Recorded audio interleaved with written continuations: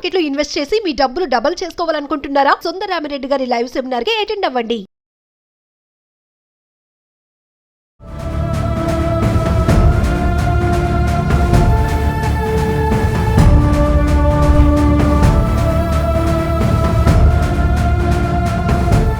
నమస్తే, welcome back to Suman TV. ప్రస్తుతం మనతో పాటు ఉన్నారు సీనియర్ పోలీస్ ఆఫీసర్ రెడ్డన్న గారు. నమస్తే సార్. నమస్కారం అండి. సార్, ఇప్పుడు ఆర్టికల్ 370 అసలు ఈ ఆర్టికల్ 370 అనేది ఎప్పుడు వచ్చింది? మరి ఇప్పుడు చూసుకుంటే జమ్మూ కాశ్మీర్లో అనంతనాగ్ జిల్లా పహల్గామ్లో మినీ స్విట్జర్లాండ్ అని చెప్పుకునేది టూరిస్ట్ ప్లేస్లో జరిగిన సంఘటన అనేది చాలా దారుణమైంది. అసలు మరి ఈ 370 ఆర్టికల్ ఎప్పుడు వచ్చింది? ఈ దాడి ఎందుకు జరిగింది? అంటే గత 5-6 ఏళ్ళుగా చూసుకుంటే ఇటువంటి ఏమీ లేవు కదా సార్. మరి ఒక్కసారి ఇంత పెద్ద ఘటన జరగడం అనేది మామూలు విషయం కాదు. సో దాని గురించి మాట్లాడితే ఇప్పుడు ఆర్టికల్ 370 ఎప్పుడు 2000 నెహ్రూ హయాం నుంచి వచ్చింది. ఇది 1960లో మన ఒడంబడిక జరిగిన తర్వాత వచ్చింది. 72 తర్వాత కూడా అది అట్లే కంటిన్యూ అయింది. 70 వార్ తర్వాత కూడా ఇది అట్లే కంటిన్యూ అయింది. అయితే 2019లో ఈ ఆర్టికల్ని తొలగించేసి భారతదేశంలో ఉండే మామూలు పౌరసత్వంగా ఉండేవాళ్ళు ప్రతి ఒక్కళ్ళు కూడా అక్కడ ఉండొచ్చు. ఇంత క్రితం అయితే మనం ఇతర వ్యక్తులు పోయి అక్కడ భూమి కొనేదానికి లేదు, బిజినెస్ చేసుకోవడానికి లేదు, ఏమీ లేదు. ఇప్పుడైతే భారతదేశంలో ఒక భూభాగమే, అక్కడ కూడా ఎలక్షన్స్ జరుగుతాయి. అంతకుముందు ప్రెసిడెన్షియల్ ఎలక్షన్స్, ఇప్పుడైతే ఎలక్షన్స్ జరుగుతాయి, మామూలుగానే ఎన్నుకుంటారు. Anybody can do business. ఆ విధంగా ఆర్టికల్ 370ని తీసేశారు కాశ్మీర్ నుంచి.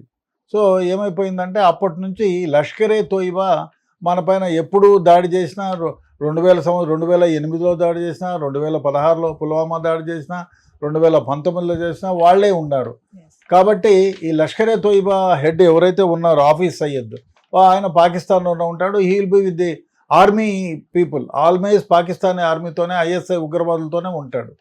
సో వీడు ఉగ్రవాది ఏం చేశారంటే భారతదేశం దీన్ని నిషేధించింది.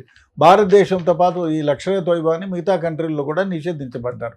తర్వాత ఏం చేశారు, ఈ 2019లో ఎప్పుడైతే ఈ ఆర్టికల్ 370 తీసేశారో అప్పటి నుంచి అరే మనము ఇదే రకంగా అయితే కాశ్మీర్లోకి మనం పోలేము, కాబట్టి వేరే ఏదన్నా ఒక అవతారం ఎత్తాలని ది రెసిస్టెంట్ ఫ్రంట్ అని దాన్ని ఏర్పాటు చేసి దాంట్లో ఉండే ఇన్ఫిల్ట్రేటర్స్ని దీంట్లో చొప్పించినాడు. ఎవరు కాదు, వీళ్ళ పనిచేసే వాళ్ళందరూ కూడా లష్కరే తోయిబా సంబంధించిన వ్యక్తులే. వాళ్ళకే ట్రైనింగ్ క్యాంపులు ఇచ్చి పీఓకేలో, పాకిస్తాన్ ఆక్యుపైడ్ కాశ్మీర్ ఏదైతే ఉందో అక్కడ ట్రైనింగ్ ఇచ్చి భారతదేశం పైకి దాడికి పంపించాలని చూస్తున్నాడు. ఇన్ని రోజులుగా అతని కోసం ఎదురు చూస్తున్నారు. పాకిస్తాన్ వ్యూహం ఏమంటే ఈ మధ్య ఎప్పుడైనా చూడండి, 2016 యుద్ధం కానివ్వండి, 16లో జరిగింది కానీ, 2019లో జరిగింది కానీ, 2008లో జరిగినప్పుడు కానీ ఇన్ఫిల్ట్రేటర్స్ ఎప్పుడైతే భారతదేశంలోకి రావాలనుకుంటారో అప్పుడు బార్డర్లో అల్లకల్లోలం సృష్టిస్తారు, చొరబాటుదారులను పెడతారు, అక్కడ ఫైర్ ఓపెన్ చేస్తారు, మిలిటరీ బేసెస్లో హడార్చి చేస్తే మనోళ్ళంతా ఫోర్స్ అదంతా ఆ పక్క ఎదురు చూస్తూ ఉంటే వీడేం చేస్తాడు, ఇదే అదునుగా టెర్రరిస్ట్ మూకల్ని భారతదేశంలోకి పంపిస్తారు. అదే జరిగింది. 15 రోజుల క్రితం పాకిస్తాన్ జనరల్ ఎవరైతే ఉన్నారో ఆయన ఏం చేశాడు, గట్టిగా ఇష్టం వచ్చినట్టు మాట్లాడాడు భారతదేశం గురించి, భారతదేశంలో ఉండే హిందువుల గురించి. వాళ్ళంతా ఒక జాతి, మనకు సంబంధం లేదు, మనం దేశాన్ని కాపాడుకోవాలి, మనం ఏ విధంగా ఈ దేశాన్ని మనం తెచ్చుకున్నాము, 2 దేశాలు కాదు, అన్నదమ్ముల దేశాలు కాదు, ఇది సపరేట్ దేశం అని ఏదో పిచ్చి పిచ్చిగా అన్ని వాగాడు. అలాగే ప్రోత్సహించాడు. అంటే మనం సపరేటు, మన దేశాన్ని మనం కాపాడుకోవాలి, మీ పిల్లలకు వాళ్ళ పిల్లలకు కూడా చెప్పండి ఏ విధంగా మనం ఈ పాకిస్తాన్ని సాధించుకున్నామో. అంటే హిందూ తత్వాన్ని గురించి హిందువుల మీద దాడి చేయండి అనే రకంగా పురుగొల్పాడు. అప్పుడే మన వాళ్ళకి ఇంటెలిజెన్స్ వాళ్ళకి ఇన్పుట్స్ వచ్చాయి. ఇన్పుట్స్ వస్తే మనోళ్ళు ఏమనుకున్నారంటే, జాగ్రత్తగానే ఉన్నారు, మన వాళ్ళు ఏమనుకున్నారంటే అరే జనరల్గా ఇప్పుడు ఇన్ని జరిగిన, ఇప్పుడు ఒక 20 ఏళ్ళ హిస్టరీ తీసుకున్నా ఎప్పుడు జరిగినా మిలిటరీ వర్సెస్ మిలిటరీ, లేదు ఈ ఎవరైతే ఆతంకవాదులు ఉన్నారో వాళ్ళు మిలిటరీ వాళ్ళని అటాక్ చేసేవాళ్ళు, పుల్వామా దాడి కానీ ఇంకో దాడి కానీ ప్రజల్ని ఎవరిని హింసించే కాదు, అదేవిధంగా టూరిస్టులని ఏమనేవాళ్ళు కాదు. ఈసారి ఏం చేశారంటే వాళ్ళు ఏ విధంగానైనా మనల్ని ఇబ్బంది కొట్టాలి, మన టూరిజం మీద దెబ్బ కొట్టాలి, అదేవిధంగా 370ని రద్దు చేసిన దాన్ని మళ్ళీ లాగు చేయాలనే ఉద్దేశంతో ఈసారి వాళ్ళు ఈ పెహల్గామ్ని ఎంచుకున్నారు. ఎంచుకొని ఇప్పుడు ఇన్ఫిల్ట్రేటర్స్ మన దగ్గర ఉన్న సమాచారం దాదాపు 70 మంది ఇన్ఫిల్ట్రేటర్స్ భారతదేశ బౌండరీలోకి ప్రవేశించారు, అడవుల్లో ఉన్నారు అని.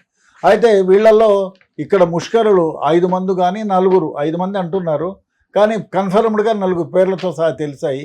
4 ప్లస్ లోకల్ వాళ్ళు 2 కానీ 3 కానీ. వీళ్ళందరూ ఏం చేశారు, కలుసుగట్టుగా ప్లాన్ చేసుకొని చూసి మన పహల్గామ్ ఏరియాలో టూరిస్టుల పైన దాడి చేసి చంపారు. ఏ దేశంలో కూడా ఏ అటాక్ జరిగినా మిలిటరీ వాళ్ళపైనే జరుగుతుంది. ఆతంకవాదులు ఎవరైనా వస్తే మిలిటరీనే చూసుకుంటారు. ఈసారి ప్రత్యేకంగా టూరిస్టుల పైన పెట్టారు.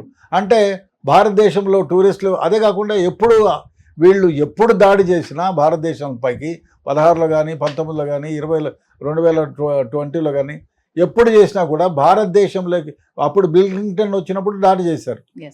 ఇప్పుడేమో వైస్ ప్రెసిడెంట్ మన దేశంలో ఉన్నాడు, సో అమెరికన్ వైస్ ప్రెసిడెంట్ ఇప్పుడు దాడి చేస్తున్నారు. అది కూడా మన దేశ ప్రధాని యునైటెడ్ అరబ్స్లో ఉన్నప్పుడు ప్లాన్ చేశారు.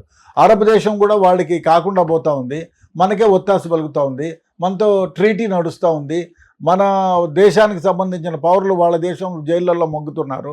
వాళ్ళని ఇడిపించుకోవడానికి, వాళ్ళని ఒప్పందం ప్రకారం విడిపించుకోవాలనే ఉద్దేశంతో భారత ప్రధాని అక్కడ ఉండగా, అదేవిధంగా కొన్ని బిజినెస్ ఒడంబడికలు చేసుకునే తత్వంలో అక్కడికి వెళ్తే అది అదునుగా భావించి ఈ ఇన్ఫిల్ట్రేటర్స్ లోపలికి వచ్చి మన టూరిస్టులను మట్టుబెట్టి, అదే కాకుండా ముఖ్యంగా దారుణమైన వ్యవహారం ఏమంటే ఇక్కడ హిందువులు అని బట్టలిప్పి మరీ చూసి చంపారు. ఇది మరీ దారుణం. ఇంకో విషయం ఏమంటే, అక్కడ దాడిలో పట్టుబడి వదిలించుకొని బ్రతుకు చూపడానికి బయటపడిన వ్యక్తిని ఇంటర్వ్యూ చేస్తే ఆయన వేరే వాళ్ళని, మీరు ముస్లిమా కాదా, ముస్లిం అయితే ఇది ఖురాన్లోని ఒక అయాత్ని చదివి వినిపించు అని చెప్తున్నారు.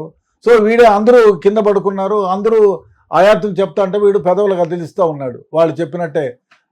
వాళ్ళు అందరూ అయిపోయిన తర్వాత నువ్వు ముస్లిమానా చెప్పు అంటే లా ఇలాహి ఇల్లాహి ఏదో చెప్పినాడు. అనేటప్పటికి ఓహో మన దేవుణ్ణి ప్రార్థన చేస్తున్నాడు కాబట్టి మనల్ని వదిలేసిపోయినారు. చూడు ఎంత ఛాందస భావము. అంటే భారతదేశంలో అంటే they wanted to kill only Hindus and other tourists. అదే పాకిస్తాన్ పౌరులు ఎవరైనా ఉంటే వాళ్ళను వదిలేయాలి, అదేవిధంగా ఇండియన్ ముస్లిమ్స్ ఎవరైనా ఉంటే వదిలేయాలి అనే ఉద్దేశంతో బట్టలిప్పి మరీ చూసి ఈ దారుణానికి పాల్పడ్డారు. బహుశా ఇది ఇండియా పాకిస్తాన్, అంటే ఇండియా నుంచి పాకిస్తాన్ విడిపోయిన తర్వాత ఈ 70 సంవత్సరాల్లో మొట్టమొదటిసారిగా టూరిస్టులు అంటే ప్రజల పౌరుల పైన చూసి వాళ్ళని కాల్చి చంపింది ఇది మొదటిసారి. Thank you.